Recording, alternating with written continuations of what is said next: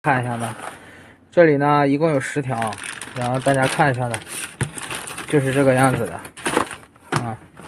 然后呢，发的呢是1.5米长的，也就是看大家看一下这个长度还是可以的，1.5米。然后这个线呢就是稍微细了点哈，这个能有1平方啊，不是非常粗啊，但是这个线，洗衣机用的话也是够用了，因为最好的洗衣机我也看过，它那个线呢也不是很粗，就是这个样子。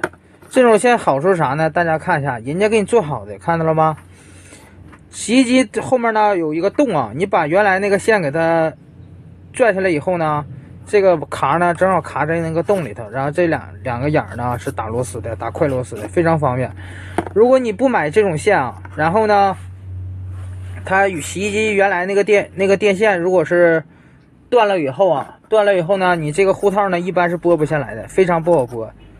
所以呢，你这个线往里穿的时候呢，你用别的电源线往里套的时候呢，不行啊，它会你这么来回拽，你想想会逛的。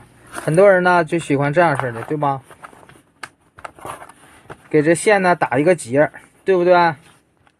打一个结给它勒在里面，这样好处呢就是说，防止呢你拽这个插头把这个线抻到。但是你注意啊，你想想电线呢在这长时间这么溃的，尤其呢时间长用，这个线呢是吧会有电流和电通过。你想想时间长这根线呢也有断的几率啊。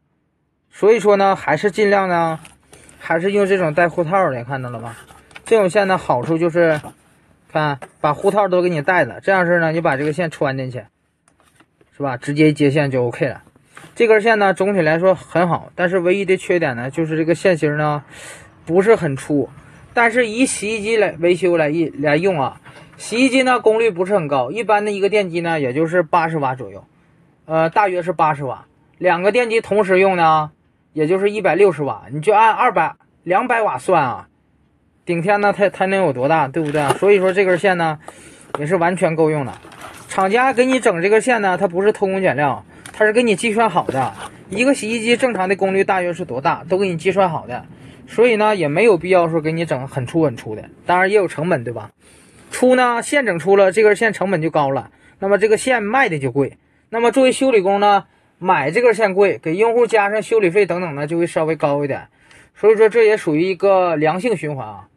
所以说线不是很粗，但是够用，绝对够用啊，大家不用担心。如果不放心呢，大家自己看看，看你原来那个洗衣机电源线，你给它绞开，你看它多粗啊！我相信跟这也差不多。当然有个别的可能会比这个粗啊，其实是够用的。